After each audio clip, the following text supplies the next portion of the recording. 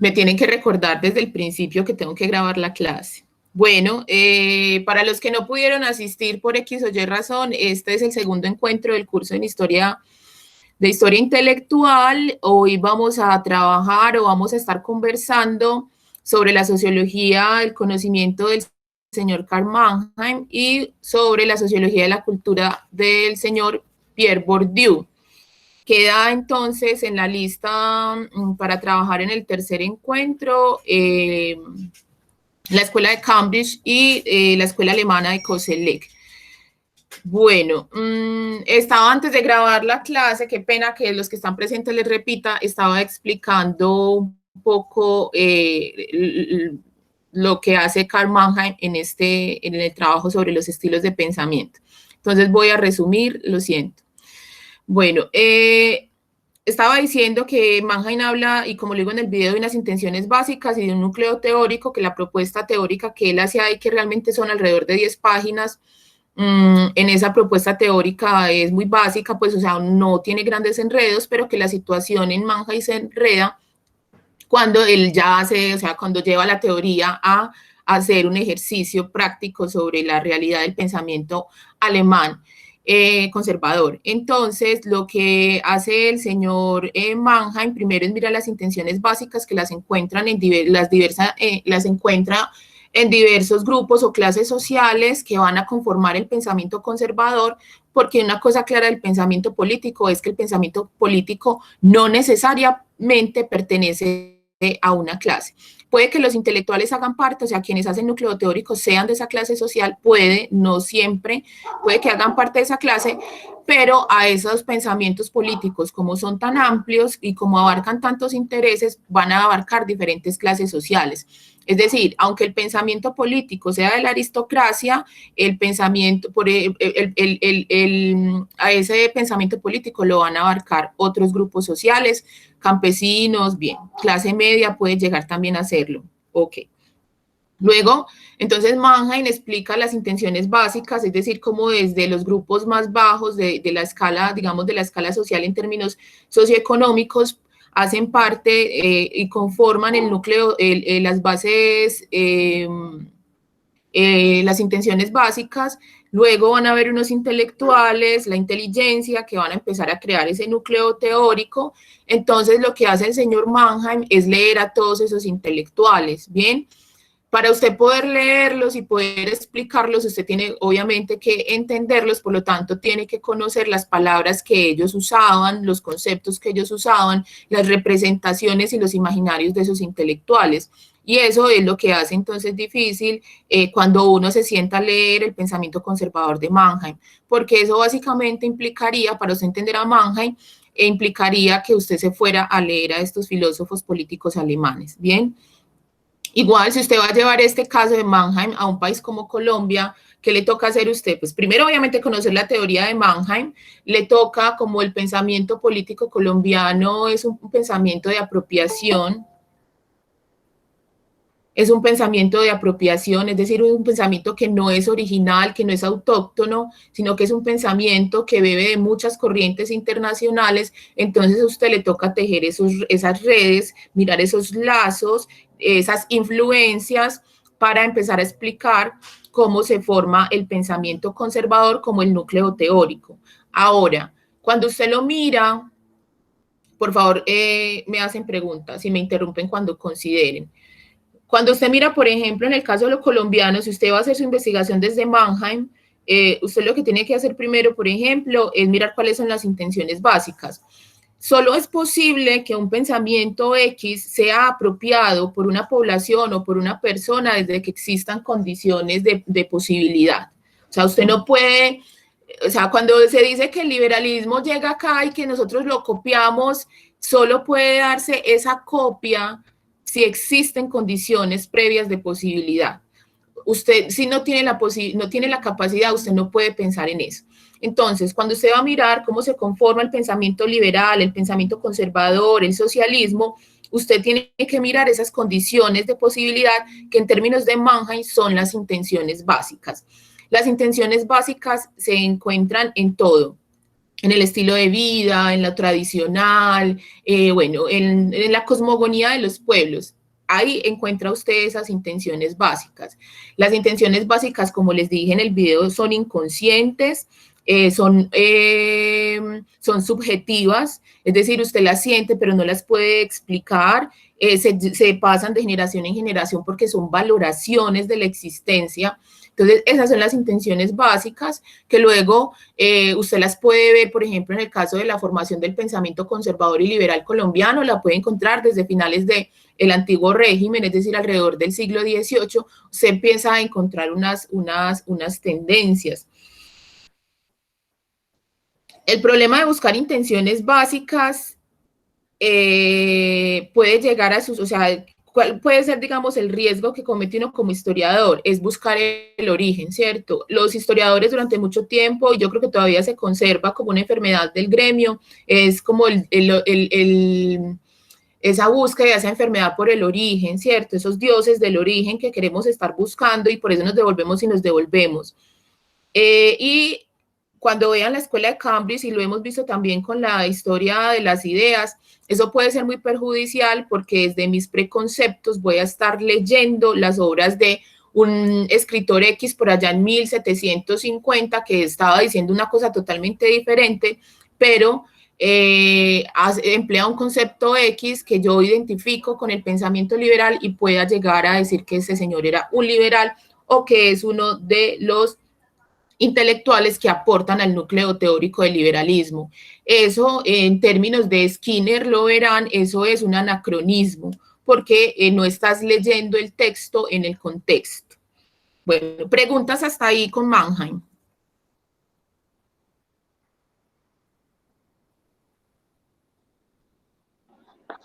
Yo tengo una inquietud, Tatiana, con respecto a lo que acabas de decir, sobre todo porque desde la carrera pues nos han enseñado como que nosotros somos también hijos de nuestro tiempo. Entonces, ¿cómo hacer para bloquear como esos preconceptos que uno tiene que son inherentes a uno como ser humano que se ha construido intelectualmente en otra realidad, que se acerca a un texto que tiene como otros asuntos absolutamente distintos, que es como un obstáculo? Porque yo alguna vez me acerqué a Heidegger en cositas y él dice que el concepto es lo que da como ese rigor, pero si usted entiende un concepto desde otro contexto, ¿cómo hace para leer en esa misma clave? Excelente pregunta, y eso lo digo también en el último, como en el último video de la escuela de Cambridge. Miren, eso es súper difícil. O sea, el que diga que ser historiador es fácil, pues yo no sé a qué tipo de historia hace, porque ser historiador es sumamente difícil. Primero, porque usted tiene que ser un empeliculado porque usted tiene que, primero, o sea, usted tiene que alejarse de usted mismo, tiene que renunciar a usted mismo para poder entender la época. Y eso es muy difícil. Eso es como en teatro, los que saben de teatro o han ido a teatro, ustedes ven que, o sea, hay un momento cuando uno estudia teatro, para los que no saben, yo estudié, hay un momento donde te enseñan y es casi la situación, lo que llama estar en situación. Es un proceso muy fuerte porque el actor tiene que empezar a conocer, primero se tiene que conocer sumamente bien para que el personaje que va a encarnar no le vaya a hacer daño, porque es que sí hace daño, por eso son tan locos los actores. Entonces, ahí hay todo un proceso de distanciamiento, entender que el otro personaje no soy yo, que yo le estoy dando cuerpo, ¿bien? Eso es un trabajo mental muy fuerte. ¿Cómo pasa en el historiador? Primero, el historiador tiene que conocer muy bien sus ideologías, o sea, tiene que conocerlas bien, tiene que saber, carajo, soy un liberal, ¿qué le vamos a hacer? Listo. Que es lo más probable porque somos hijos de nuestra sociedad y nuestra sociedad es una sociedad liberal, así sea conservadora, eso es una forma de liberalismo. Bien, entonces tengo que conocerlo. Caray, que yo no vaya entonces a partir de mis ideologías a buscar esa época, a buscar eso en esa época. ¿Qué te ayuda? Cuando usted se devuelve, usted no puede, bueno, yo sé que hay historiadores que lo hacen, no voy a dar nombres, pero sí, casi muchos se devuelven a leer con los conceptos y los prejuicios del presente y los preceptos del presente el pasado. Primero usted tiene que hacer, los historiadores normalmente no nos movemos de época porque conocer una época es sumamente difícil. Todo el tiempo que yo llevo como historiadora siempre he trabajado el mismo periodo. Yo trabajo la hegemonía conservadora. Yo sé que me podría mover, pero todas mis lecturas de fuentes primarias y de fuentes secundarias han sido sobre esa época. Eso me permite a mí entender bien la época, no excelente. Entre más la trabajes, más la vas a conocer. Y ahí entonces empiezas a darte cuenta, eso también sucede en la historia del arte, empiezas a darte cuenta que una cosa no es de esa época. Es decir, que si hay una interpretación que diga X cosa, vos decís eso es un anacronismo. Los historiadores entonces trabajamos, la historia es una profesión de mucho tiempo, ustedes están empezando en el camino, la idea es que ustedes toda la vida lo hagan y seguro al final de sus días no lo harán excelente, nadie lo va a hacer, porque requiere larga duración y un amplio conocimiento. Es decir, hay mucha erudición en el camino de la historia, del hecho de ser historiador. Entonces, ¿usted qué es lo que puede empezar a hacer? Primero, matricúlese con la época que a usted más lo haga vibrar y empieza a conocer los lenguajes. ¿Usted cómo lo conoce? Con todas las fuentes posibles. Usted no se puede quedar solo mirando el archivo. Usted tiene que leer la filosofía que salía en ese momento. Si usted está trabajando historia de Antioquia, historia de Colombia, tiene que leer filósofos, periodistas, novelistas, periódicos, todo lo de la época, de la época. Si usted escogió la segunda mitad del siglo XX, pues afortunado usted, porque entonces vea películas, o sea, mire todo lo posible de esa época, de modo que usted, eso es como aprender otro idioma, que usted se vuelva, es que realmente es otro idioma, pues porque tiene muchas palabras, tienen otros significados. Que usted conozca también ese idioma, que usted pueda entender y decir, esa palabra no significa lo que hoy significa para mí. Entonces, ese es un trabajo arduo. La literatura, siempre lo he dicho, es de las que más facilitan esa situación, porque en las novelas, cuentos, usted va, en el ensayo también, usted va a encontrar lo que significan las palabras para ellos, ¿bien? Pero si usted se queda solo oyendo el archivo o solo mirando el archivo de prensa, si usted no hace una investigación del lenguaje de la época, usted no va a poder hacer la traducción al tiempo presente, porque vuelvo y lo decía también en el curso de introducción, algunos me habían visto en ese curso, nosotros somos traductores, nosotros traducimos lo que pensaban los sujetos de una sociedad X en el pasado a esta sociedad que está acá. ¿Y qué hace un traductor? Un traductor tiene que conocer muy bien las palabras, ¿cierto?, de ese lenguaje de origen. Entonces, los historiadores trabajamos con la palabra y ahí está. Ahora, no podemos, Juli, pensar que nosotros somos lo más objetivo. La objetividad dentro de la historia es un debate que ya dejó de tenerse porque era una discusión bizantina. Nosotros no somos objetivos. En nosotros y en cualquier tipo de sujeto humano opera la subjetividad.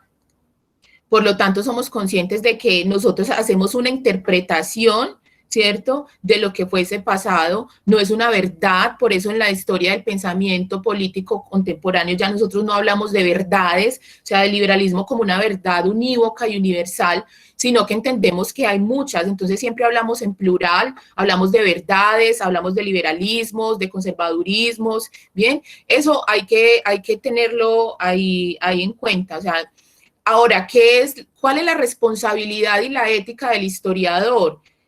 Eso, saber buscar los lenguajes de esa época. Eso es lo que usted tiene que hacer como historiador, comprometerse con eso, no solo a veces en el trabajo de la investigación, y ustedes se ven abocados a eso en su trabajo de grado, solo se leen las fuentes que les toca leerse, ¿bien? El trabajo, el escoger un periodo debería ser incluso una cuestión que usted haga en sus primeros semestres. Aquí los que están en los primeros semestres, por favor, háganlo. ¿Cuál es no esperen a que les enseñen todas las historias de Colombia? Es que a veces cuando terminan Colombia 5 es que dicen, ay, sí, voy a estudiar el siglo XIX. No, empiece a leer usted mismo y cuál es el periodo que le gusta y emberraque a leer, de modo que cuando usted llegue a su primera investigación, trabajo de grado, usted ya conozca muy bien la época, porque cuando empiece a investigar no va a tener tiempo de leer un montón de cosas que necesitas saber por fuera de tu trabajo.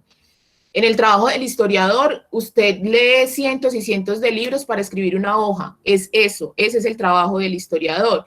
Y si es un historiador intelectual, le toca leer todavía más, porque le toca leer un montón de intelectuales que son gente muy tesa y a gente a la que uno a veces ni siquiera, pues sí, no conoce y no se acerca. Entonces, Juli, no pretende ser una verdad, sabemos que somos subjetivos, pero tenemos que ser imparciales, ¿cierto? Entender que en la medida que vamos escribiendo, no estar buscándonos a nosotros mismos, iluminando nuestras propias ideologías, nuestros propios pensamientos, nuestras propias ideas, sino intentando, también como la labor que hace un psicólogo o un psicoanalista, entender qué es lo que está diciendo el otro. No que el otro me ilumine a mí, entender qué está diciendo el otro e intentar explicar qué es eso que está diciendo el otro. Pero no va a ser 100%, nunca te vas a separar de vos mismo, ¿cierto? Sos parte, sos el sujeto y el objeto.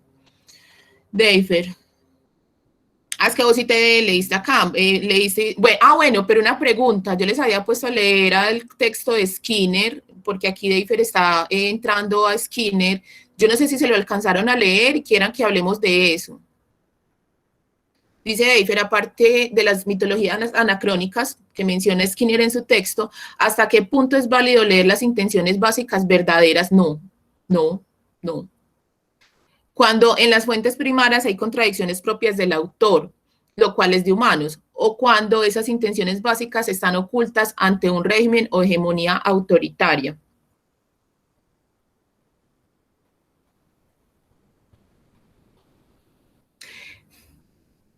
Es complicada. Incluso los mismos de la escuela de Cambridge en algunos momentos, y se los digo en el video, cuando lo vean lo recordarán, y vuelvo y lo digo, es muy difícil, muchachos y muchachas, no caer en la historia de las ideas. Es súper difícil. ¿Por qué? Porque el texto está ahí, el texto nos habla, el texto directamente y explícitamente nos está dando unas formulaciones, pero esa es la parte, digamos, fácil y a veces envuelve, ¿cierto? Es como que lo que más te llama la atención del texto. Cuando estás mirando entonces lo que hay debajo del texto, que puede ser el caso de que exista una censura como casi siempre ha existido, yo creo que este es en el único momento donde podemos gozar de cierta libertad de expresión, cierta, no 100%, pero si comparamos con lo que fue la mitad del siglo XX, o sea, hasta la década de los 80, la censura era aún más fuerte. Y si estamos hablando del siglo XVIII, del siglo XVII, o sea, hay una fuerte censura, entonces sí es muy claro que los escritores escribían de una manera velada. Entonces hay una información que es explícita y que es fácil de sacar y que a veces los historiadores, especialmente los historiadores de las ideas, se quedan con ella, pero hay otra información que es difícil de sacar, que requiere de un análisis hermenéutico, que requiere de una lupa, ¿cierto? Y que esa lupa es el cerebro del historiador, eso se hace sumamente difícil. Es decir,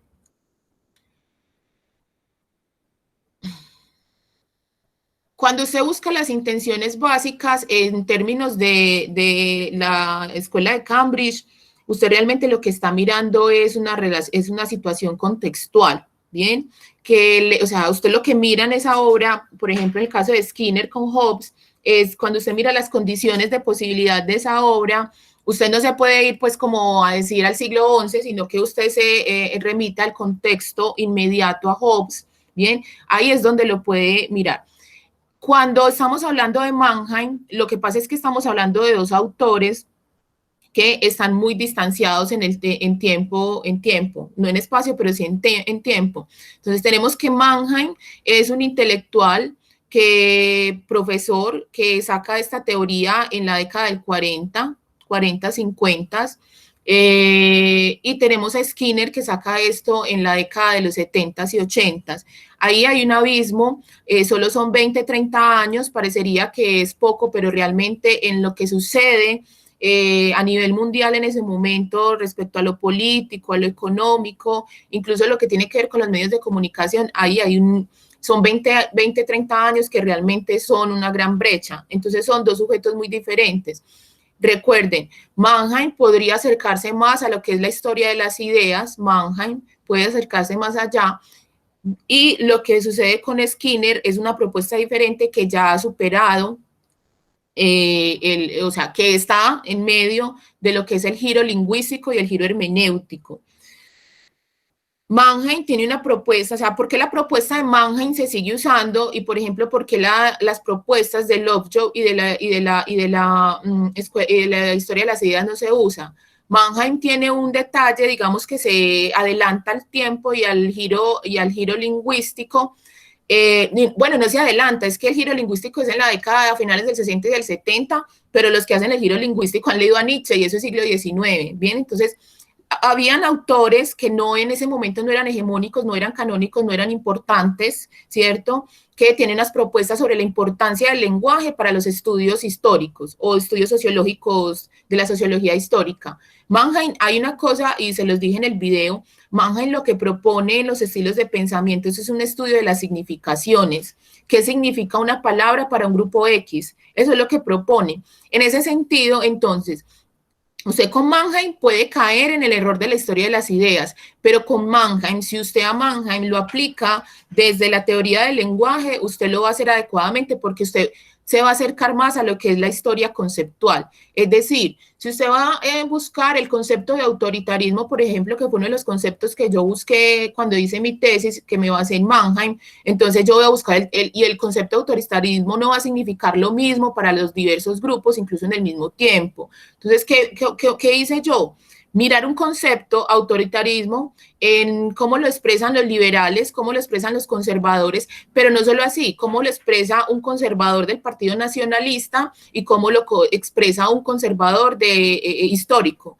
Ahí hay diferencias. Entonces, Mannheim lo que propone es, cuando usted está mirando esas intenciones básicas, es mirar qué significa entonces el autoritarismo o por qué se asume el autoritarismo de esa manera tan sencilla, digamos fácil en Colombia. Entonces se devuelve a mirar una tradición de autoritarismo en las formas gubernamentales de la Nueva Granada, ¿cierto? Entonces se puede volver hasta la colonia y encontrar que estábamos acostumbrados al autoritarismo. Entonces, cuando los conservadores y los liberales empiezan a discutir el concepto, usted se da cuenta que ese concepto tiene unas intenciones básicas que vienen desde formas de aceptación de ese tipo de comportamiento desde el antiguo régimen.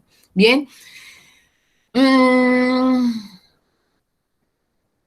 Entonces, no vas a encontrar, yo creo que a veces buscar las intenciones, Deifer, buscar las intenciones básicas, verdaderas, pues si partimos de verdaderas, podría llegar a entenderse como, podría llegar a hacerse forzadas y anacrónicas, pero es realmente labor del historiador cuando esté buscando esas intenciones básicas que sean contextuales y explicativas del momento histórico que estoy estudiando, no de mi momento histórico como historiador. Bien, más preguntas.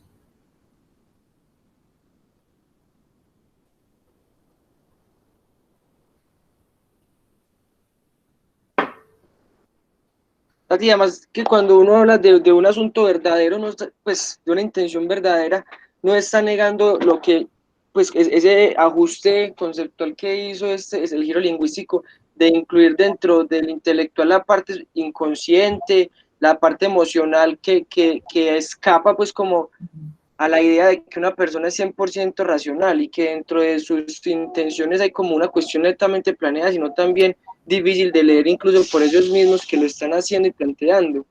Sí, sí.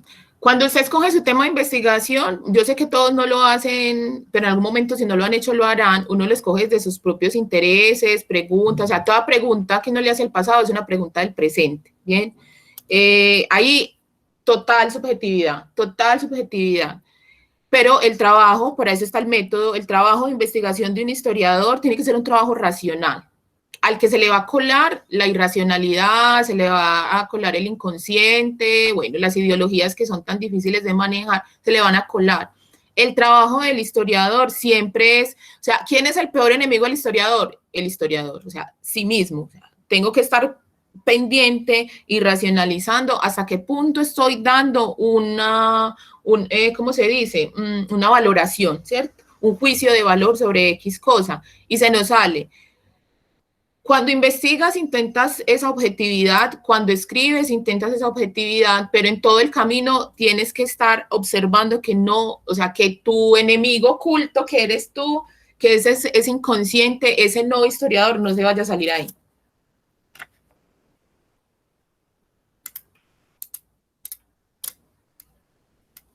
Bueno, no vayan a cancelar los que son de historia. Preguntas. Tatiana, yo tengo una, no sé, lo que pasa es que cuando estaba leyendo a Magi, que de hecho su merced me lo recomendó para abordar el pensamiento conservador, y también de hecho en la monografía trabajo a Koselleck y a Pocock, Con Mannheim, digamos que me llamó mucho la atención esa noción que saca de estilos de pensamiento, ¿no? Que es prestada, digamos, de la historia del arte y de lo que planteaba a Alois Riegel con la de la voluntad del arte. Y sí, es que dentro de ese cambio le empieza a postular que el estilo de pensamiento, al igual que como sucede dentro de los estilos en el arte, van cambiando mínimamente. Es decir, pues en el arte vas viendo como digamos, la forma de pintar va cambiando así, el color cambia, la estructura del cuadro. Uno como es consciente de esos cambios mínimos dentro del estilo de pensamiento, según Mannheim. A mí eso, digamos que yo no lo alcancé a tomar con claridad y no sé si puedes, digamos, como profundizar en ese sentido. Mira, Juanda, yo no sé si Koselleck leyó a Mannheim, yo creo que sí. Mannheim es uno de los intelectuales alemanes más importantes, muy desconocidos y hoy en día es muy importante por las contribuciones que él hizo a la sociología del conocimiento. Yo creo que Koselleck lo lee. Lo que propone realmente ahí con los estilos de pensamiento, que él mismo en el texto lo dice, es que usted en el arte puede ver cómo cambian los estilos, ¿bien? ¿Cómo lo hace? Usted tiene que hacerlo siguiendo milimétricamente las producciones. Entonces, usted va a ver cómo en el arte cambian los estilos, es decir, cómo pasamos del romanticismo al impresionismo, al expresionismo. Todo esto, usted lo que tiene que hacer es mirar todas las obras posibles, ¿cierto? De ese momento histórico. Eso es lo que propone Koselleck, o sea, no solo mirar las obras de los intelectuales en ese sentido, sino mirar todas las obras también que hay alrededor de eso, porque el material con el que trabajan los intelectuales es el lenguaje, básicamente. Hay otras formas de otras producciones intelectuales, pero básicamente es el lenguaje. Entonces, ¿qué tienes que hacer? Mirar, o sea, es una historia realmente, es muy parecido a la historia conceptual. Entonces, empezar a mirar todos los documentos posibles que el historiador alcance a ver sobre un momento. Ahora, normalmente la historia conceptual, la historia del pensamiento político, son historias de mediana a larga duración, porque solo en la larga y la mediana duración usted puede ver el cambio, ¿bien? Entonces, imagínese el trabajo. O sea, ese trabajo de Mannheim, o sea, eso no lo hizo de la noche a la mañana, eso dura años y años. Estas grandes investigaciones, los trabajos, por ejemplo, de Koselleck, son investigaciones que, lo que pasa es que como la ciencia ya no funciona así, quieren que uno haga todo en 6 meses, pues para no pagarle. En otros tiempos y en otros países, entonces sí, un historiador, un profesor se puede quedar investigando 10 años sobre eso, porque lo que usted tiene que mirar es una capa gigante de documentación. Listo. Entonces, usted va viendo esos cambios. Entonces, yo no sé cómo ilustrar esto.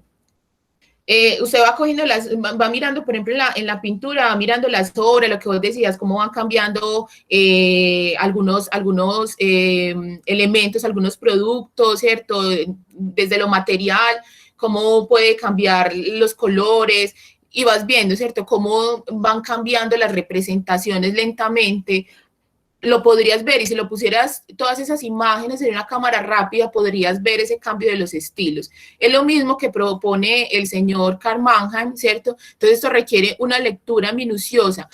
Para hacerla más fácil usted lo puede hacer, digamos, con la filosofía política. Entonces usted empezar a ver no para construir una ideología, sino qué estilos hay en la filosofía política. Entonces, ¿qué están escribiendo en filosofía política colombiana? Porque sí hay filosofía política colombiana del siglo XIX, aunque unos digan que no, sí la hay. Lo que pasa es que son tan eurocéntricos que creen que no la hay, pero sí la hay. Entonces hay un pensamiento, pues para que no se vayan a conflictuar. Hay un pensamiento político, ellos están haciendo núcleo político del pensamiento liberal, pensamiento conservador. Entonces, ¿usted qué puede empezar a mirar? ¿Cómo piensan ellos? ¿Cómo van pensando y qué van aportando? ¿Cierto? Y qué estilos van usando, incluso desde el tipo de géneros que ellos emplean a la hora de escribir, emplean géneros muy diversos. Bien, entonces van a escribir en ensayo, van a escribir artículos de opinión, van a escribir editoriales, bueno, incluso van a hacer novela, intentando hacer una construcción del pensamiento político colombiano. Entonces, ¿qué le toca al historiador que quiera estudiar eso? O sea, que el objeto de estudio sea ese, le toca leer un montón de cosas. Como a un crítico del arte le toca conocer muy bien todos los artistas, al historiador le toca conocer todos los que, y eso hace muy amplio, todos los que han producido pensamiento político. Iba a decir algo, pero se me olvidó. Bueno, ahorita me acuerdo. Juana, no sé si te respondí. Sí, Tatiana, gracias. Y además es porque en ese análisis que hace Mannheim del pensamiento conservador, que de hecho te voy a pedir el favor, no sé si tú tengas completo el libro de ensayos sobre sociología y psicología social, que es donde hay una parte, porque yo leí otra, es decir, como que Mannheim saca de lo que postula ahí y produce otro texto que no encontré traducido al español, que se llama Conservatismo, un aporte a la sociología del conocimiento. Yo lo encontré en una edición en inglés, y él hace como un análisis completamente diferente, o bueno, digamos más puntual de lo que hace en este libro, y es que empieza a sacar todo el pensamiento conservador a partir de una crítica puntual a los postulados de la Revolución Francesa. De hecho, es súper interesante porque el man saca como un diagrama y toca punto por punto como los principios de la Revolución Francesa y dice, bueno, los conservadores lo contraponen con esto.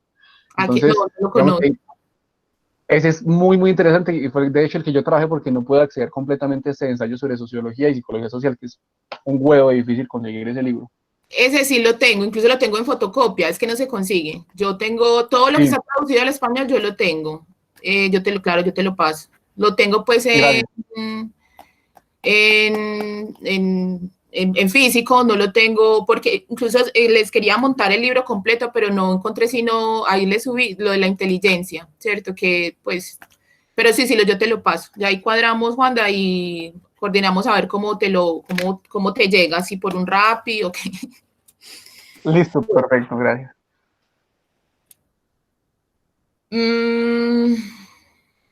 Preguntas.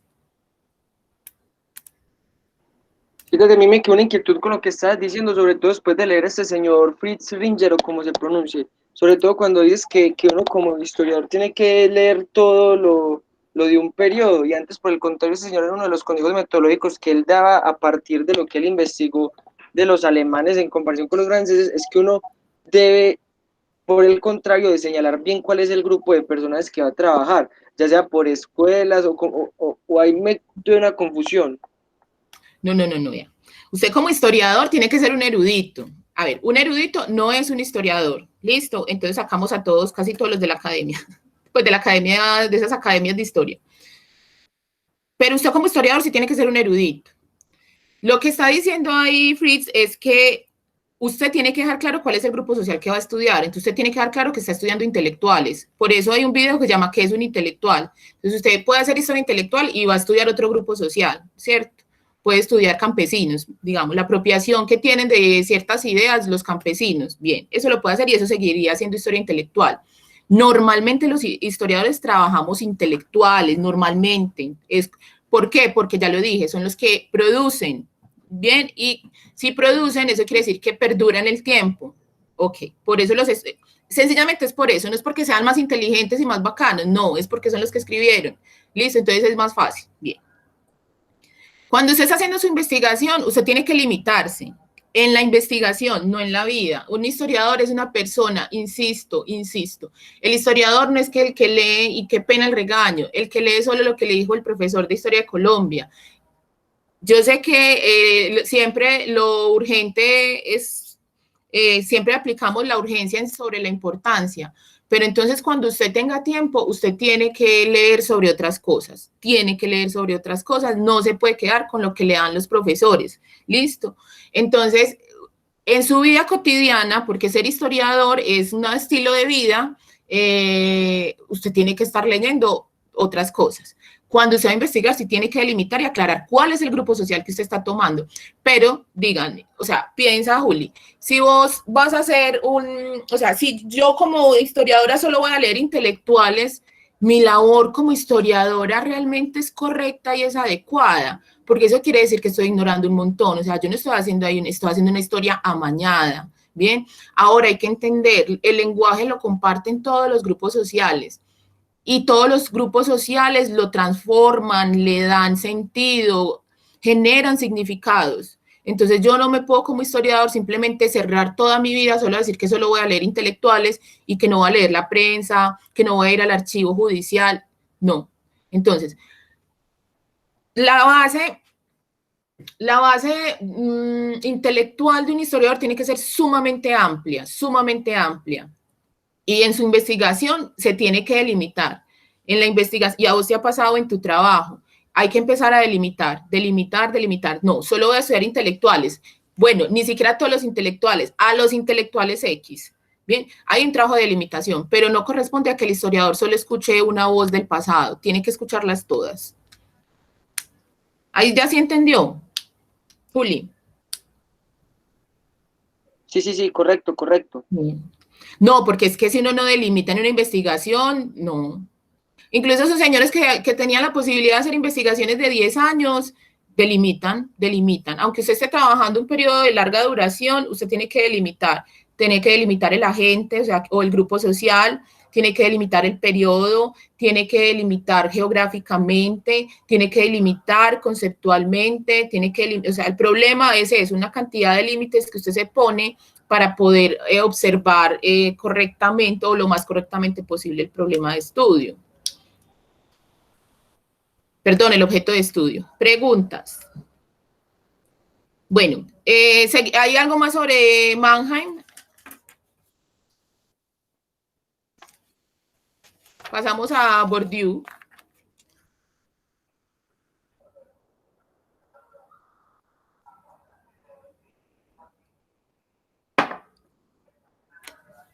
Conversen conmigo.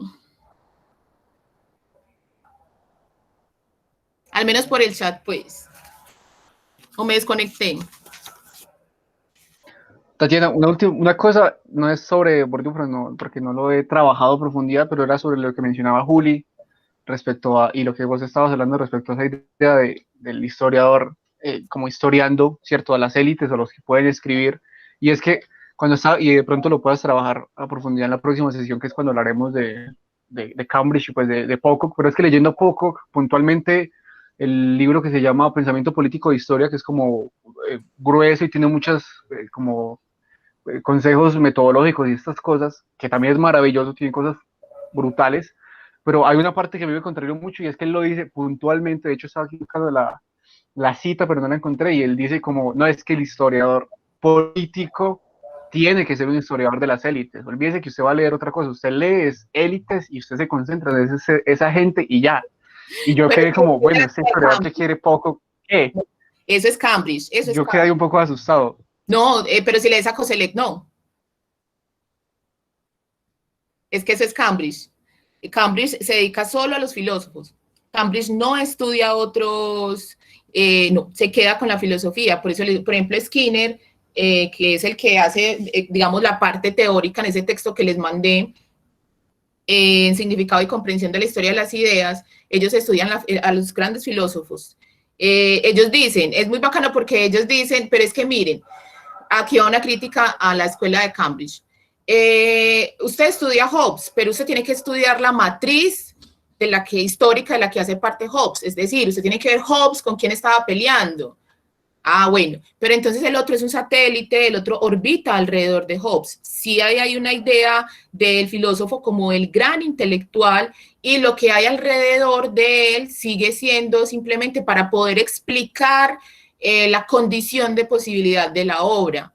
Cuando usted lea a Koselleck, pero eso también hay que entender que incluso la obra del historiador es una obra intelectual, ¿bien? Entonces, cuando usted mira las condiciones de posibilidad de un Skinner y de un Pocock, estamos hablando de Inglaterra, ¿cierto? Década del 60, bueno, y con toda la tradición histórica de Inglaterra, las relaciones sociales de los ingleses, ¿cierto? La historia de la filosofía política inglesa, usted entiende por qué ellos van a estudiar a estos sujetos.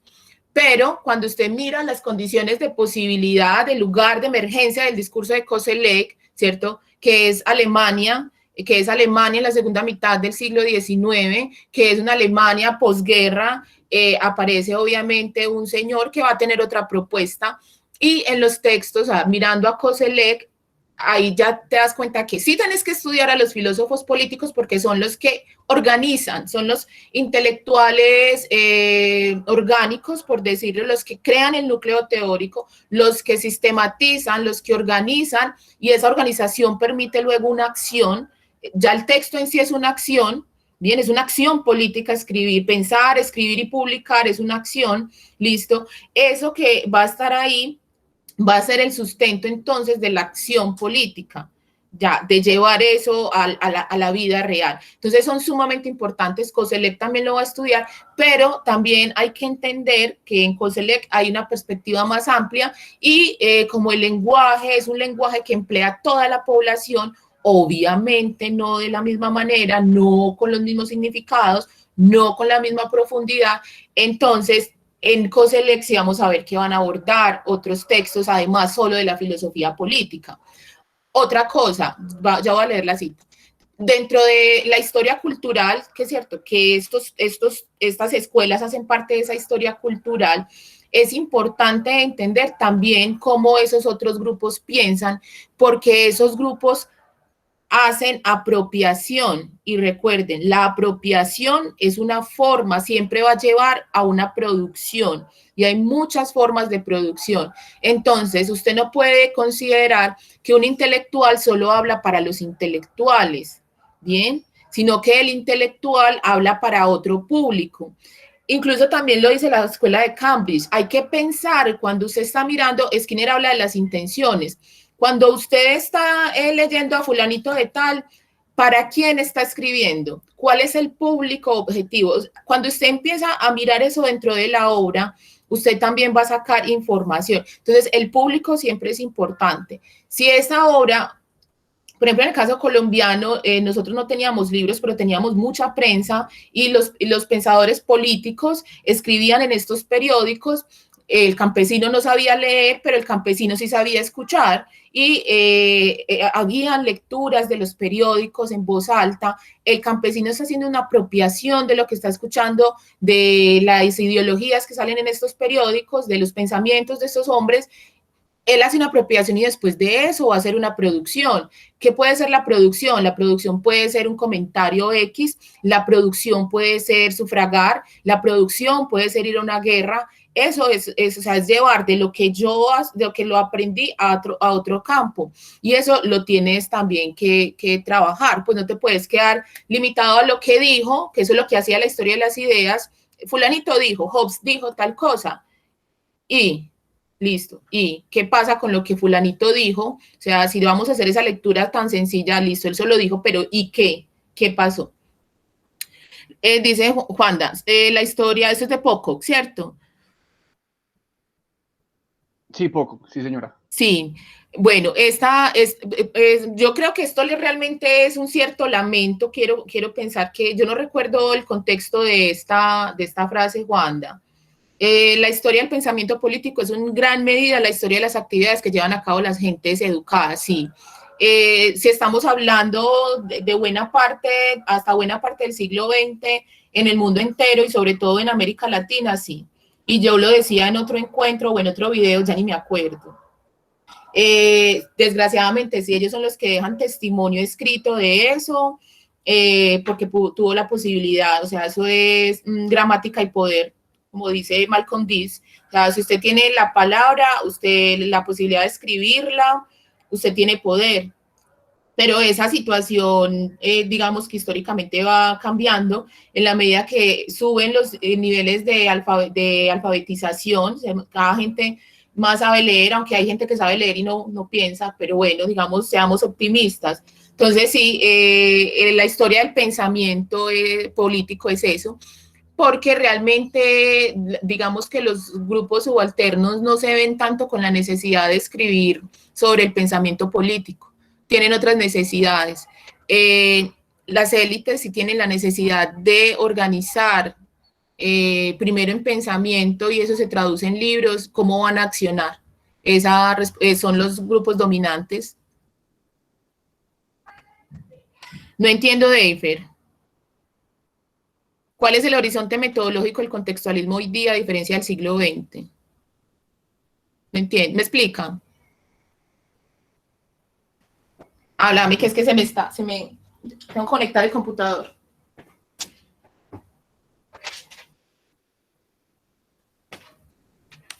Deifer, se fue. No, ahí aparece.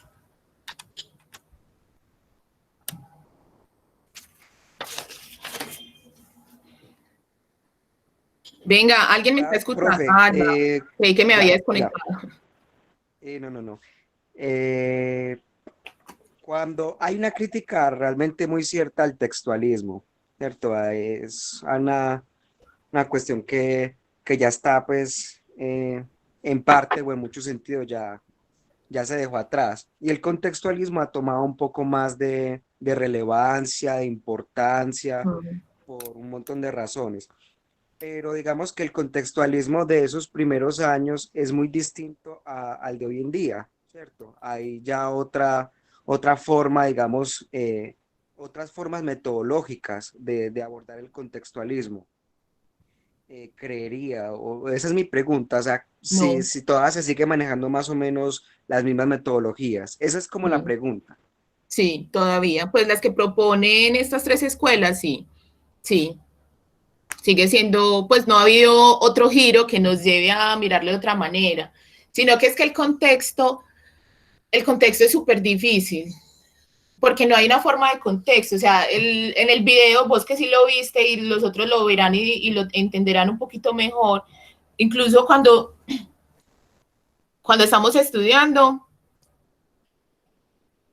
no, y también en los posgrados, pues, el contexto es una cosa que está afuera. Incluso entonces, por ejemplo, me perdonarán si por aquí hay estudiantes míos de periodismo que los amo, pero cuando les hagan el contexto, entonces usted, no sé, usted está trabajando porque surgió un periódico X por allá en 1940 y me cuentan todo lo que pasaba en 1940, incluso habían unos que me hacían una cronología. Ahí el contexto es como una cosa externa. El contexto siempre tiene, yo creo que no deberíamos llamarle contexto, sino las condiciones de posibilidad de X cosa, ¿bien? Entonces, en el caso, por ejemplo, de los periódicos, era, bueno, ¿cuál es la condición de posibilidad para que salga un periódico X? ¿Cierto? Hay unas condiciones, entonces, todo lo que no le explique a ustedes o no le sirve, bien. Ese contexto que sí le explica es un contexto externo, ¿bien? Externo. Ahora hay un contexto que lo explico en uno de los videos, es el contexto interno. Ese contexto interno está muy vinculado con lo semántico. Usted tiene que conocer el lenguaje, ¿cierto? Entender, ¿cierto? Si esas palabras que se están usando en esa fuente que usted está estudiando son posibles y significan. No, son posibles, obvio son posibles. ¿Cómo son posibles? Bien. Entonces, ahí hay un estudio del lenguaje. Bien. ¿Y qué significan esas palabras en esa fuente, en ese documento? Seguimos trabajando de la misma manera. Y también lo digo en uno de los videos, hay una fuerte relación, el texto siempre arroja contexto, pero no te va, o sea, no te va a decir explícitamente lo que está sucediendo a nivel político, a nivel social, no necesariamente te lo va a decir, pero el texto siempre, es que miren, eso, si ustedes leen a Riquet, yo espero que ustedes en algún momento lean a Paul Riquet, les va a ayudar tanto en la vida. Un consejo de viejita. En la triple Mimesis, por ejemplo, o sea, y también a Michelle Desertó en la operación historiográfica, los textos tienen un lugar de emergencia, tienen un lugar, tienen un espacio, hacen parte como si fuera un rompecabezas, es una de las piezas, entonces no son una cosa separada, así hay que entenderlo. Entonces, el texto siempre delata el contexto. Por eso, por ejemplo, en la diplomática, ¿cierto? Que es tratar de comprender si el texto realmente es de ese momento histórico del cual dice ser, eso ya no lo hacemos los historiadores, afortunadamente. Ahí usted tiene que tener un olfato súper fino para lograr, como ser un detector, o sea, como hacer carbono 14. Eso se tiene que convertir el historiador con el lenguaje. Entonces, en esa lectura milimétrica, usted lo que puede encontrar es realmente el contexto. Eso lo seguimos haciendo de esa misma manera que se propone desde el giro lingüístico, ¿bien?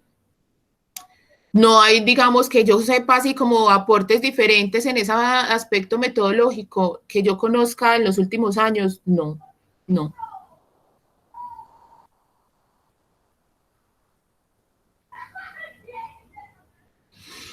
Bueno, pasemos a Bourdieu.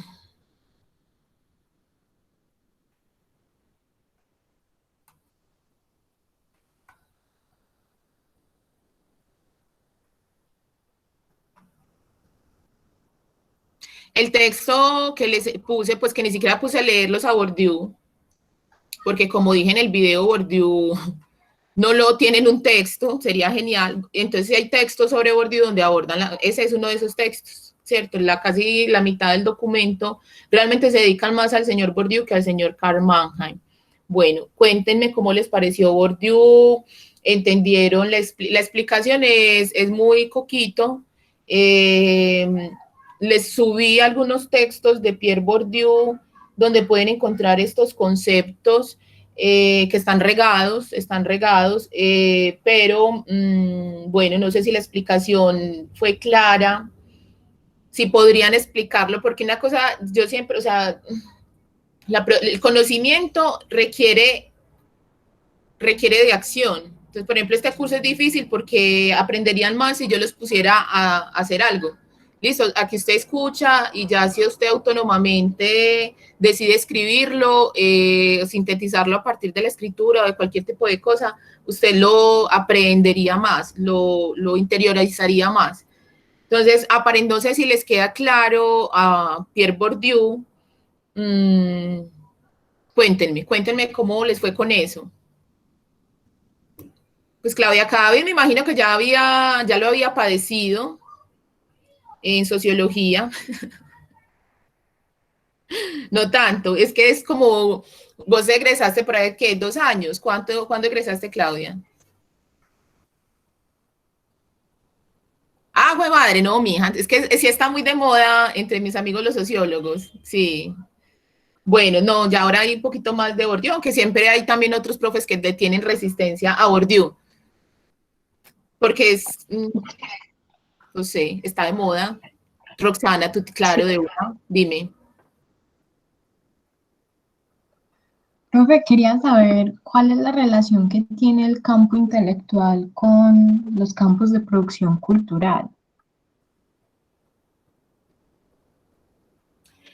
¿Cultural en qué sentido? ¿En todo lo cultural?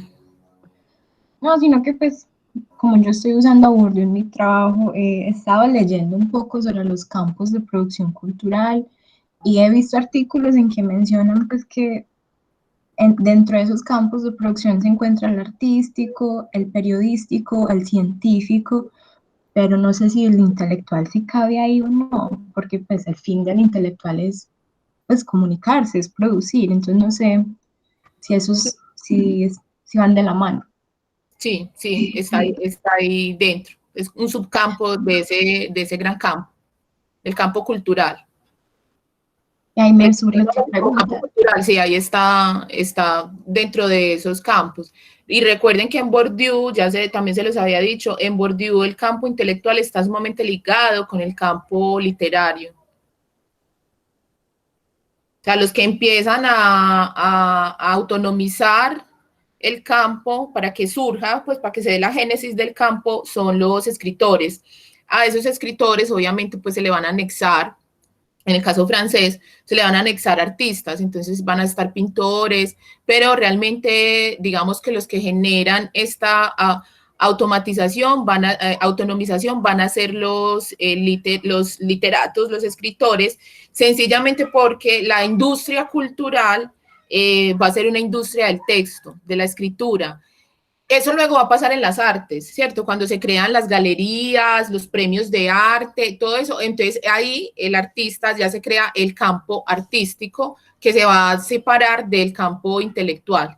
Bien, entonces ya empiezan a crear el hábitus del propio campo artístico y van a existir instituciones como las galerías, escuelas, academias, y ahí empieza la autonomización de ese campo.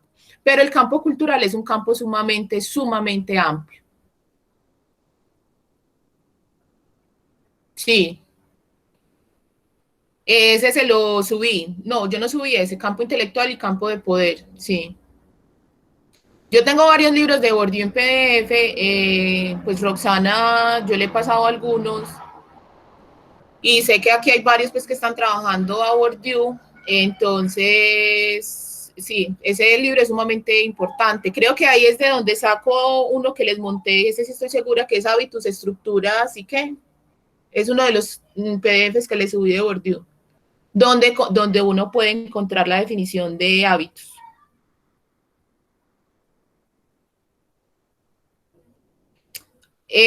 Claudia, es que subí varias lecturas para que las puedan bajar, incluso para la escuela de Cambridge, subí un montón, subí las revoluciones científicas de Kuhn, de Thomas Kuhn, que puede que no se la lean, yo sé que no se van a leer todo eso, pero les estoy compartiendo, o sea, creen una carpetica por allá que en algún momento de su vida les va a servir, que se llama historia intelectual. Y si quieren la dividen por escuelas, bueno, organícenla como puedan y bajen todos esos textos que les estoy montando. Entonces, en la parte, esperen, yo veo acá, entras por trabajo de clase, Claudia, y le das carpeta de la clase. Esa es mi carpeta de Drive que comparto con ustedes.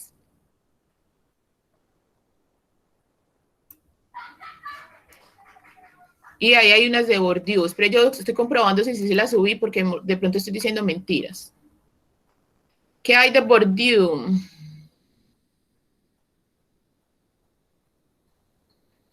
Pues yo tengo una duda ahí. Perdóname, Juli. Bourdieu, campo de poder, campo intelectual, también lo subí. Claudia. Sí, subí solo esos dos de Bourdieu. El de estructuras, hábitos y prácticas, importantísimo, sobre todo para los historiadores. Esa es más importante. Yo sé que Michel Desserteau es muy importante en la historia de lo cotidiano. ¿Cómo es que se llama? Que habla del concepto de práctica, pero realmente, bueno, es que también ellos son contemporáneos. También creo que hay que mirar realmente al señor Bourdieu. Y está campo de poder, campo intelectual. También tengo otro, yo creo que se lo había subido, que es el sentido práctico. Yo no lo subí. Pero el que lo necesite, pues yo se lo puedo pasar. Le subí también la interpretación de las culturas de Clifford Geertz, que también lo menciono un poco, o bueno, la relación que él tiene con Skinner, que también va a determinar la creación de la escuela de Cambridge. Entonces también se la subí porque lo he hablado varias veces y creo que es buena tenerlo en la biblioteca. Juli, dime. Es que es un asunto ahí que me tiene como rondando la cabeza después, desde siempre que leía Bourdieu. Y es un asunto sobre todo de lo particular y lo general. Es decir, cuando uno está trabajando a Bourdieu, uno da explicaciones culturales desde un campo social. Es decir, todas las acciones que usted genera están vinculadas por lo que se llama hábitos, que es esta estructura estructurante, bueno, hay mil veces de estructura, que usted a la larga empieza a aprender, a racionalizar y a decir, bueno, lo acepto o no lo acepto. En tal sentido, si lo acepto, entro como a un ente legitimador o en busca de legitimación, y si lo rechazo, en uno en vía de legitimación, ¿cierto? Y eso así queda como estructurado y todo comprensible dentro de un mismo campo. Pero a mí me empieza a conflictuar en los casos extra específicos y particulares que se salen como de esos esquemas. Y es, por ejemplo, en el caso puntual de la literatura, cuando uno, por ejemplo, empieza a hablar de la definición de la novela y se van todos a decir que la novela es un producto burgués que nace en el siglo XIX con unos intereses claros y definidos, y yo me pregunto, por ejemplo, dentro de las conversaciones, pues, X que uno tiene por ahí, entonces, ¿qué pasa, por ejemplo, con el Quijote? Con este tipo, es un ejemplo, pues, de muchos que pueden haber, donde hay cosas muy particulares, de momentos que salen como de ese campo que se organiza y se plantea, donde la explicación para un tipo de objeto que es tan específico se complica. Sí, pues yo, no sé si me hice entender. Es que ese mismo enredo es el que yo tengo, o sea, ¿cómo entender eso? La obra de Bourdieu y es una de las críticas que se le ha hecho, es una obra que explica los planos generales, más no los particulares. Partamos de ahí. Ahora, hay una cosa que está muy clara y que yo también lo dije creo que lo dije en el video, y si no lo dije, pues aquí lo reitero o lo repito, porque sí lo he dicho muchas veces en mi vida. Usted solo puede leer usted solo puede leer cosas desde Bourdieu en la modernidad. Eso es, incluso para el mundo europeo, eso se lee a partir del siglo XVIII. Bien, entonces usted ahí no puede, o sea, no es un caso, la teoría no le sirve para estudiar, por ejemplo, la producción anterior a la modernidad, es decir, usted no puede leer al Quijote ahí. no puede, no le da, no tiene cómo. Usted no tiene cómo leer un campo, esa estructura de la modernidad en la Edad Media. Es que es una estructura generada por el pensamiento moderno. Y el pensamiento moderno, si bien usted tiene una edad que se llama moderna y que empieza a finales del XV y del siglo XVI, eso no quiere decir que porque ahí arranquen ciertas condiciones de posibilidad, eso quiere decir que haya modernidad. Ese proceso de la modernidad es un proceso que todavía estamos viviendo, que dura siglos. Entonces, más o menos, por allá en el siglo XVIII, cuando el protagonista de ese pensamiento moderno, que es la clase burguesa, llega al poder, es que uno empieza a ver que se da la autonomización del campo. Entonces, usted no lo puede, o sea, no lo puede leer antes. Para el caso latinoamericano y colombiano, usted no, por ejemplo, usted, Julián, que está conmigo en el proyecto de campo intelectual, usted sabe que nosotros no podemos, nosotros hablamos de la génesis, o sea, del inicio, de así de una pequeñas manifestaciones de un campo intelectual a finales del siglo XIX. La génesis. Y una génesis de un campo dura décadas. Listo, que usted puede quizás ver un campo intelectual en América Latina a partir de 1930. Entonces, primero hay que saber, la teoría, uno tiene un problema, se los decía cuando hablábamos de Bourdieu en el video, uno tiene un problema. Bien, ahora usted tiene que, este es mi problema y tengo que ver cuál es la teoría que me sirve. Usted la tiene, en la historia intelectual hay teorías, por eso usted tiene que pensar cuál es el que le sirve, para eso está el asesor, le dice, no, a usted le sirve Mannheim, a usted le sirve Bourdieu, entonces, para algunos problemas Bourdieu no le va a dar, y Bourdieu sí, es muy general, hay cuestiones tan particulares como la emergencia o que salga una obra X, 100 años de soledad, pues que digamos que es una obra que hace mucho ruido, usted no puede estudiar ese lugar, esa obra desde Bourdieu, no puede, no puede, porque es una visión particular y lo que le permite Bourdieu son miradas generales, porque son campos y miren todo lo que hay en un campo, ¿cierto? Una obra como 100 años de soledad produce y produjo un hábitus brutal. El hábitus que ayuda a construir, al que aporta 100 años de soledad, es un hábitus horrible. ¿Cómo lo puedo explicar? O sea, ese man la puso muy alta, marica, o sea, la puso súper alta. Ya de ahí todos los escritores eran, ¡jue madre! ¿Cómo vamos a hacer para superar esta obra? Y las otras obras que van a salir con el boom, con esa producción de la década del 50 y del 60, eso genera hábitos y hace cada vez más difícil que los agentes que entren al campo como postulantes lleguen a ocupar los espacios de dominación. ¿Listo? Eso, entonces, ¿sí puedes ver cómo una obra genera hábitos? Sí, pero no puedes usar toda la obra de Campos, toda la producción teórica de Campos. ¿Listo? Porque tú ves que genera hábitos. Igual para vos ver el hábitus tienes que mirar un montón de cosas alrededor. Tú no puedes ver hábitus solo leyendo y únicamente estudiando 100 años de soledad. Siempre te toca mirar esa 100 años de soledad a la luz de la producción que hay en torno a la obra, alrededor de la obra. Entonces te toca mirar no solo las otras novelas, sino que te toca mirar los otros agentes. ¿Quiénes son los que están escribiendo en ese momento? ¿Cierto? ¿Quiénes son las instituciones? Te toca mirar editoriales, te toca mirar las revistas, bueno, te toca mirar un montón de cosas para entender cómo una cosita X produjo hábitos. Entonces, no, cuando hablamos de Bourdieu, hablamos de cosas más generales y no puedes estudiar la particularidad. Ana, no entiendo. Ah, el libro, La distinción de Bourdieu. Ay, no. No la tengo, pero se la puedo buscar. Ana, mándame un WhatsApp y yo muevo mis contactos. Puede que un amigo la tenga. Porfa. Claudia, pregúntame. Profe, bueno, ahorita, bueno, una cosa técnica que la carpeta me aparece vacía, pero no sé si seré yo solamente. Y otra cosa, También mira, porfa, porque sí, también no sé. Cuéntenme. y otra cosa es que, bueno, no sé si he sido un poco irresponsable en el manejo de Bourdieu. Bueno, y apenas ahorita lo estoy trabajando, pero bueno, en un texto que había escrito, o en un intento de ensayo, estaba intentando cómo relacionar el tema de los campos y, y de los hábitos pues como a los actores armados en Colombia.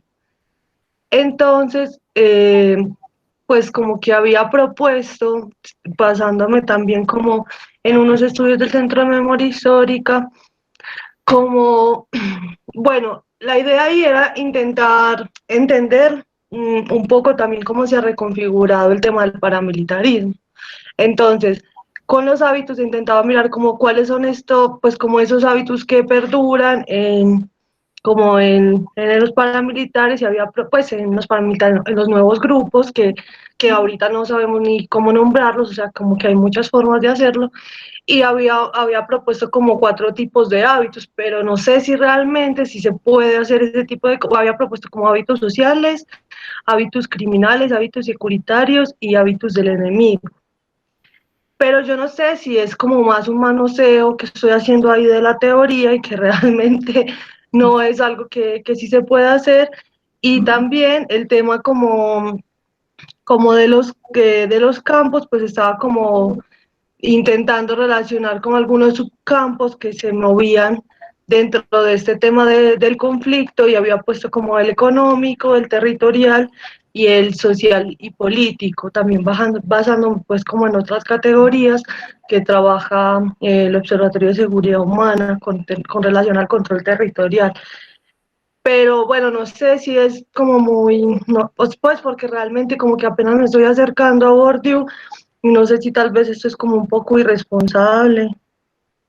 Ah, pero no tiene que ser irresponsable en la vida. Sí, hay las dos. Sería la C. Si esta, a ver, lo que pasa es que Bourdieu sirve para todo. O usted puede explicar toda la modernidad, aunque yo sé que muchos piensan que nosotros no estamos en la modernidad, pero obligados o no estamos en la pinche modernidad. Entonces, las instituciones que queremos crear o que luchamos por crear son instituciones modernas, listo. Partamos por el Estado, aunque no funcione, pues, pero hay una intención. La academia, por ejemplo, la universidad es una institución de la modernidad. Bueno, entonces, eso quiere decir que nosotros podemos llevar, el tipo de conflicto que vive Colombia es un conflicto, aunque parezca premoderno, realmente es un conflicto de la modernidad. Irracional, pues, porque es que la modernidad no todo tiene que ser racionalidad y pureza. Bueno, entonces, Bourdieu permite estudiar muchas situaciones posibles dentro de la modernidad. Lo que estás haciendo es factible dentro de Bourdieu. Donde veo que puede haber un error es en el concepto de hábitus. Bourdieu, el concepto de hábitus, está esa definición que les di y que van a encontrar en casi todas las obras de Bourdieu, porque hábitus es el concepto más importante. O sea, campo es el que lo aborda, pero definir un campo es muy fácil. Hábitus es un concepto sumamente, y ahorita que arrancaba y hablaba con Deifer, él me decía que lo había entendido. Yo le dije, tengo un amigo que está haciendo doctorado y no ha podido entender el concepto de hábitus, porque realmente de esa propuesta, primero el concepto de hábitus no se lo inventa Bourdieu, es un concepto que viene realmente desde Panofsky, luego lo van a trabajar otros autores.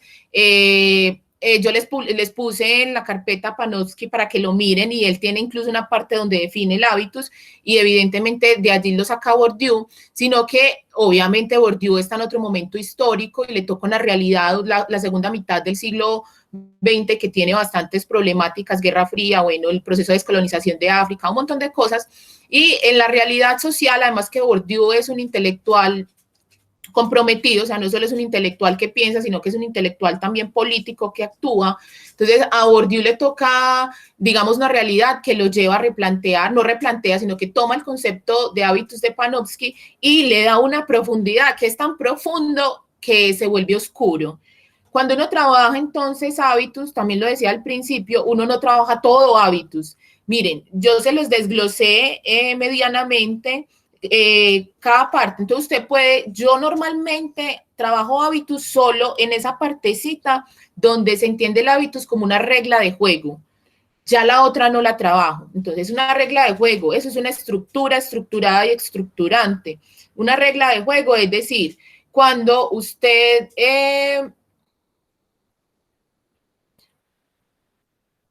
pongámoslo en términos de conflicto y de violencia armada, listo. Cuando usted está en el barrio X, ¿cierto? Y usted quiere ingresar al mundo maleante, bien, usted quiere llegar a ser un gran sicario, usted tiene que, usted ingresa al campo, ingresa como un postulante, ¿cierto? Usted va a tener, digamos, un maestro que va a ser uno de los agentes dominantes del campo, de la banda, podríamos decirlo. Entonces, usted, ese señor le va a empezar a decir, le va a enseñar el hábitus.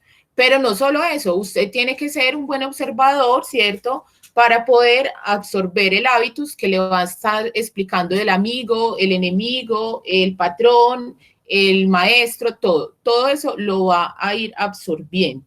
¿Listo? Sí se puede lo que estás pensando, claro, dentro del paramilitarismo, dentro de la guerrilla, dentro del Estado y de la policía colombiana, usted puede encontrar que hay unas reglas de juego con las que usted tiene que jugar consciente e inconscientemente para poder hacer parte del campo.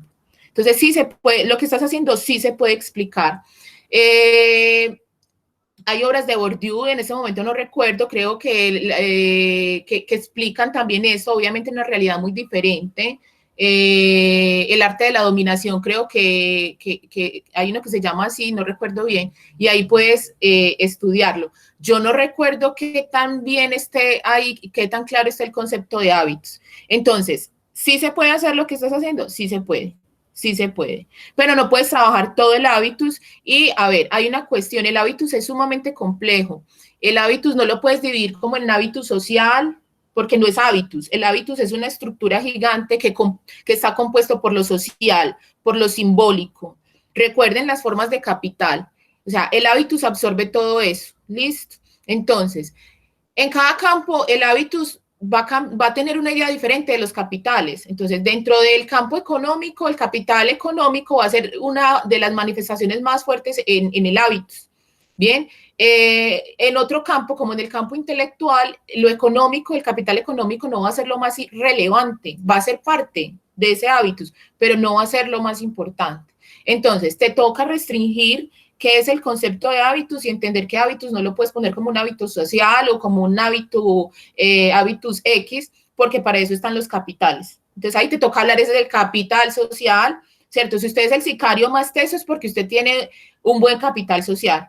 Es decir, el duro lo adoptó. Entonces eso es un capital social brutal, pero es capital, no es hábitos.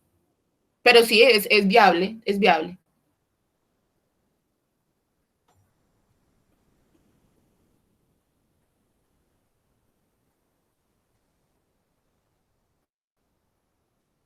Ay, no, Ana, ese no lo tengo. Pero ya ¿cuál obra, Julián? ¿Lo encontraste? La que está pidiendo Ana.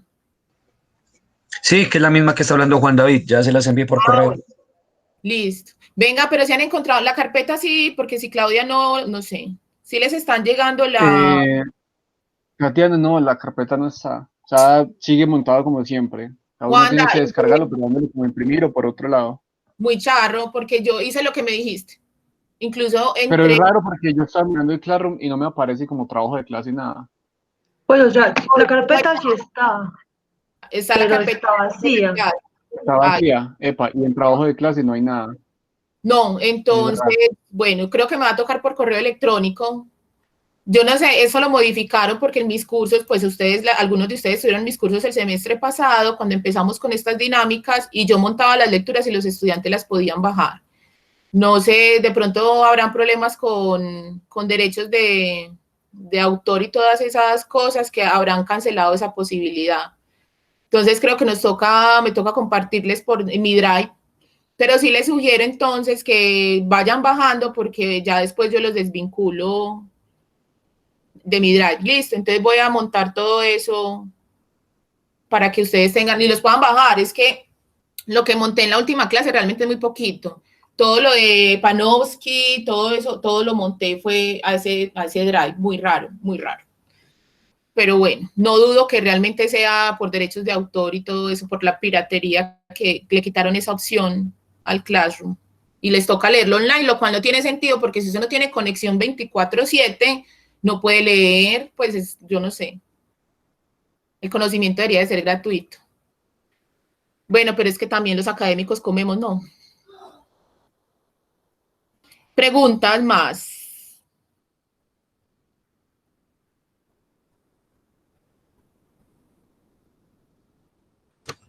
Yo tengo una. Profe, otra pregunta. Ah, bueno, después. Jeffer y luego Claudia, en el orden que hablar. Ya, particularmente siento que entendí más a Bourdieu a través de Ringer Fitz que a través de Bourdieu. Pero, No, claro. pero es algo que tú ya has señalado, y es que Bourdieu no tiene una obra sintética de todo lo que él elabora, sino que es algo que tú extraes de haber leído, pues, porque si uno lee La Distinción, por ejemplo, si uno lee, hay uno que es sobre historias como de sociales, no sé, si uno va leyendo todo eso, encuentra conceptos, pues, que lo atraviesan, encuentra poder, hábitos, campo intelectual, ta. Pero me llamó algo la atención de algo que dije Fritz, que quizá no tenga mucho que ver con esto, pero sí me pareció interesante, como esto de las emergencias o de las, como de los, ¿cómo lo llama él? Yo creo que deberíamos ponerlo en términos de vanguardia, como estas cosas que se supone que no deberían emerger con las condiciones de cierto campo en cierto momento, pero hay como intelectuales que aparentemente se adelantan, pero no queremos caer en la idea de un espíritu de los tiempos ni de un genio creador, ¿cierto? Pero también tenemos que explicar cómo es posible que haya estos que logran percibir elementos, sí, pues como premonitorios, pues, también respetando pues lo que señala Skinner, que lo entiendo que es un poco más complejo que eso, pues que no recuerdo cómo lo llama este muchacho. Si tenemos en cuenta que en todos los campos, hay unas relaciones de poder entre una heterodoxia y una ortodoxia, que hay unos intereses ahí que fungen y conflictúan, y que estos agentes están peleando no solo por una especie de lugar dentro del mismo campo, sino también por una autonomización del campo, que es como cómo podemos explicar, quizá entre esa pugna, entre esa dialéctica, podemos explicar la aparición de eso, como de vanguardias o perspectivas. Bueno, ya eso es más o menos eso. Sí, sí. Y lo que mencionas en el periodo de vanguardias, en las europeas y en las americanas, eso se nota mucho. Y hay un campo sumamente agitado y dinámico que está en constante movimiento, y en cuestión de 2 años, 3 años, hay una nueva vanguardia que se convierte en la hegemonía, que se convierte en la ortodoxia, pero hay unos que están también allí intentando acceder al poder, y entonces van a movilizar a esa ortodoxia, ¿cierto? Y se van a montar, o sea, esa heterodoxia se va a convertir luego en la ortodoxia. Eso se ve en el campo de la literatura y de las artes, se ve mucho la competencia y la lucha de los agentes del campo y de las instituciones del campo por lograr la hegemonía, por lograr la dominancia.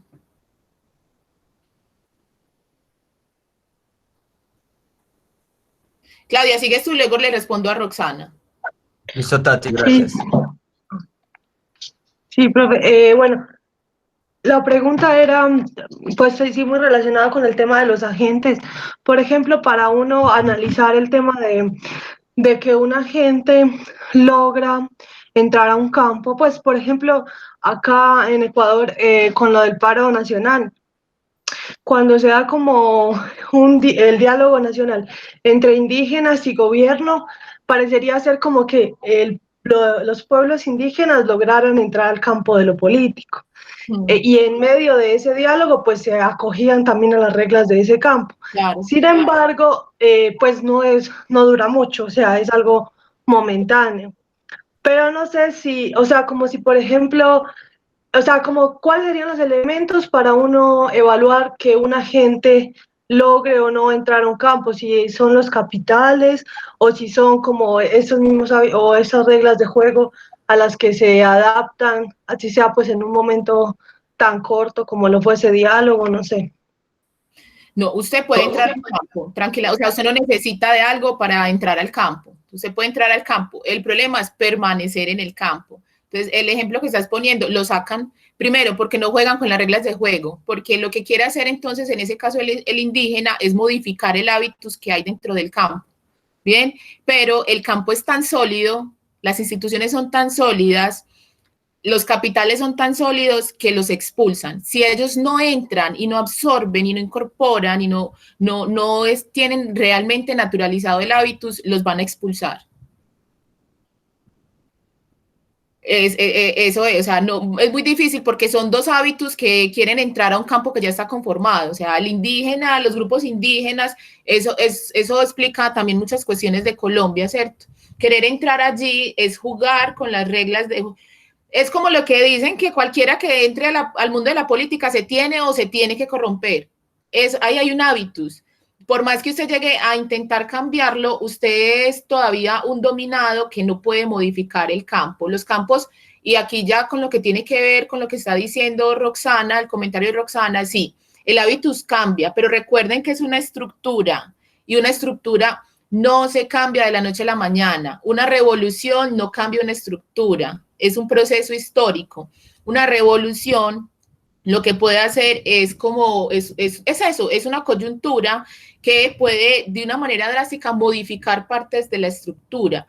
Pero el hábitus es una estructura que está en la cabeza de los seres humanos y con esa estructura forman la sociedad. Eso, aunque usted haga una revolución, difícilmente cambia de un día para otro. Entonces, ¿qué es lo que buscan? Por ejemplo, en este caso, que hay eso es un reformismo, intentar ingresar a un campo como el campo político de X país, ellos quieren entrar a modificar el hábitus, pero el hábitus es una estructura muy fuerte que ha estructurado un montón de instituciones y de personas. Entrar a cambiarlo es un proceso de larga duración. Entonces, frente a lo que dice Roxana, el hábitus muta, sí, el hábitus muta, pero muy lento, muy lento. No muta de un día para otro, no, muta muy lento. ¿Puede llegar un momento en que los dominados se vuelvan los dominantes? Sí, efectivamente sí, y la historia sí lo ha demostrado, pero es un proceso que, por ejemplo, no podría decir en la Revolución Rusa de 1917 que se hizo. ¡Ey! No es cierto. Que la Revolución de Francia de 1789 lo hizo. ¡Ey! Pilas, no es cierto. Cuando usted mira, la transformación de ese hábitus es previa. Listo. Que el hábitus, o sea, que haya un hábitus que esté en conflicto ahí, permite que se dé la revolución y que triunfe. Pero es porque previamente hay una lucha, digamos, en términos de orden, hay una lucha muy fuerte dentro del campo y sus agentes.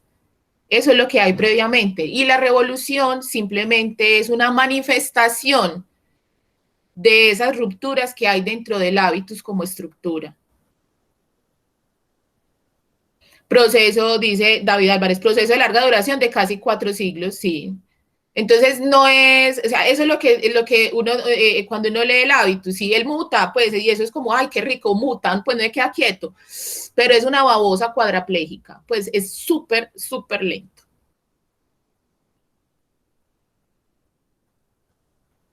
Sí. Lo de la Edad Media, la Edad Moderna, claro, es que usted tiene que empezar a leer la modernidad desde la Baja Edad Media, ¿cierto? Cuando empiezan a salir los gremios, bueno, surgen las universidades, es un montón de cositas que van pasando, y que en algún momento se consolidará como modernidad. Entonces son procesos súper largos, eso es hábitus, eso es hábitus.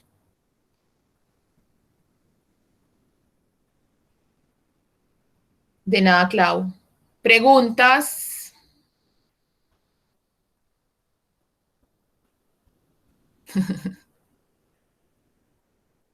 Ay, me está preguntando a mí, tan bonito. Entrevista para Tatiana. Yo me enamoré de la historia intelectual por mi profesor de historia intelectual. Yo recibí clases en pregrado con Juan Guillermo Gómez cuando acaba de llegar acaba de llegar de Alemania, hacía poquito había llegado de Alemania. Él llegó como en los 90 y cuando yo estaba en pregrado, él era profesor él entró a Colombia al departamento de historia de la Universidad de Antioquia y él era el profesor eso es general 3, 4, 4, que es donde enseña Revolución Francesa, y también vi Teoría de la Historia 3 con él, y me pareció, o sea, lograba una cosa que no había visto en historia, y era que me explicaran algo. Pues en historia es muy bacano porque te cuentan, y es, uy, tan bacano, pues te entretenés, pero no me explicaban casi nada, no me explicaban nada, y yo con él sentía que explicaba, o sea, que cada cosa, que cada hecho histórico tenía una explicación, y muchas explicaciones eran filosóficas. Y bueno, digamos que él es uno de los primeros que trae la historia intelectual, eso fue en los 2000 algo, él llega en los 90, pero eso fue en el 2000 algo, y incluso ellos hacen una revista de la facultad que se llamaba Utopía siglo XXI, Utopía algo así. Pero bueno, Juan Guillermo por razones políticas sale del departamento de historia y pasa al departamento de sociología, y luego ya de ahí por razones políticas también sale y queda en la facultad de comunicaciones. Así que realmente la primera vez que vi un historiador que me pareciera historiador de verdad y que yo dijera, jueputa, qué man tan teso, fue a Juan Guillermo Gómez. Así me enamoré de la historia intelectual. Y bueno, ahí voy en camino porque es muy difícil, pero uno tiene que empezar, por algún lado empieza uno. ¿Y cuáles son los elementos de la historia intelectual que más le han servido para su práctica como historiadora? Leer como un hijo de puta. Leer mucho, hay que leer mucho, hay que estudiar mucho y hay que leer mucha filosofía. Entonces, la filosofía a veces no gusta porque como a uno en el colegio a veces le enseñan, igual que la historia, le enseñan la filosofía de una forma toda aburridora, la filosofía no es tan accesible como la historia además, entonces es difícil. Pero creo que hay que irse acercando, ¿cierto? Hay que irse acercando, lo pueden ir haciendo, que es lo que intentaba hacer en introducción, es como empezando pues un poquito con Kant, obviamente uno debería leer a Aristóteles y a Platón, pero digamos que usted puede leer a partir de Kant y ir mirando como esos grandes pensadores de la filosofía, ya luego ir pues como viniéndose. Creo que la lectura cronológica de la filosofía es necesaria para cualquier historiador que quiera explicar. Si quiere contar, no, pero si quiere explicar, le toca leer filosofía, porque es que son los que condensan el pensamiento humano. Entonces, y también hay grandes historiadores que historiadores que explican, también les puede como servir, son elementos importantes para ser historiador. Bueno, gracias por las preguntas, siempre es bueno hablar de uno, el egoísmo es bueno. Ya no sé si quedan, listo, entonces quedan nos quedará para la próxima clase 2 temas peliagudos. Véanse, por favor, si es posible hoy para que saquen eso ya y les quede listo y le dediquen tiempo a COSELEC. Vean los videos de Cambridge, duran alrededor de 1 hora. Y el texto de Skinner sé que es muy difícil, si ya se lo leyeron, pues bacano. Los que no se lo han leído, inténtenlo leer. Es muy largo, son casi 50 páginas, donde Skinner ilustra demasiado, lo cual es necesario, pero no creo que es una lectura que uno disfrute en una sola sentada, sino que la tiene que hacer en varias. Sin esa lectura es posible que no entiendan algunas partes del video, pero yo creo que podrían entender la escuela de Cambridge solo viendo los videos. La idea es que lean. Si no los leen ahora, pues léanlos después. En varias sí se disfruta. Sí, en varias sentadas sí se disfruta. La lectura de Skinner. Lo que pasa es que la teoría es difícil. Uno de los logros de la escuela de Cambridge es que empieza a hacer teoría, es que los historiadores no hacían teoría. Entonces, lo que hace esta historia intelectual, o sea, si usted lo que ahora en teoría de la historia es la historia intelectual, o sea, usted no ve que la historia social haga teoría, nada. O sea, ¿quiénes están haciendo eso? Los historiadores intelectuales. Y son teorías que están muy amarradas a las teorías del lenguaje. Entonces, no se disfruta pues como leerse, no sé, la historia del siglo XX de Hobsbawm, no. No, pero sí aprendes un montón y para las partes, por ejemplo, cuando ustedes estén haciendo marco teórico y eso les sirve bastante. Las lecturas que les estoy dando es para aquellos que están haciendo historia intelectual, esas lecturas les va a servir para en su marco teórico decir que van a hacer historia intelectual. Entonces no se disfruta, pero digamos que es un placer doloroso, pero hay que hacerlo. Y leen a COSELEC el futuro pasado. COSELEC tampoco es fácil de leer, es que es teoría, pero nos tenemos que familiarizar con el lenguaje de la teoría. y la revista que les mandé también sobre COSELEC. Es decir, quedan dos temas muy importantes y muy usados dentro de la historia. Los de que hablamos hoy, que son sociología, no son tan usados dentro de la historia, pero estos dos que vienen sí. Entonces sí les sugiero que lo vayan leyendo. Igual de esto lo leen en teoría y pues ven algunas cositas en teoría sobre COSELEC y sobre, bueno, sí lo ven. Bueno, yo sé que COSELEC sí lo ven, no sé qué tanto vean la escuela de Cambridge. Sí, Jeffer, esas tienen que hacer tu marco teórico, que espero leerlo pronto. Yo sé que hay aquí algunos que están trabajando, ya están haciendo su trabajo de investigación. Yo necesito, obviamente los que son mis asesorados, mis dolientes, entonces necesito que a partir de todo lo que han leído, esto quede reflejado en su marco teórico. También es una de las razones de este curso, es que aquí hay varios que están trabajando y que estaban necesitando esto, entonces también estoy matando 2 pájaros de un solo tiro, o como 10 pájaros de un solo tiro.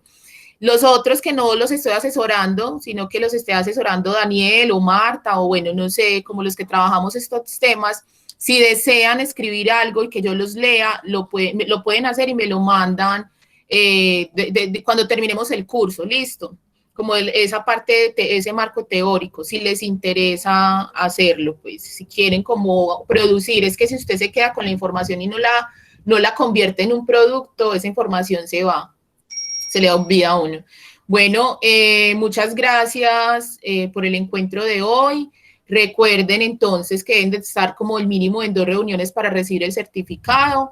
Ya Julián tomó la asistencia de todos los que estuvieron acá. Yo veo que la mayoría de los que están hoy aquí estuvieron la vez pasada, por lo tanto ya tienen asegurado el certificado de la Universidad de Antioquia, pero más bacano, pues yo creo que la clase dentro de 8 días va a estar muy buena.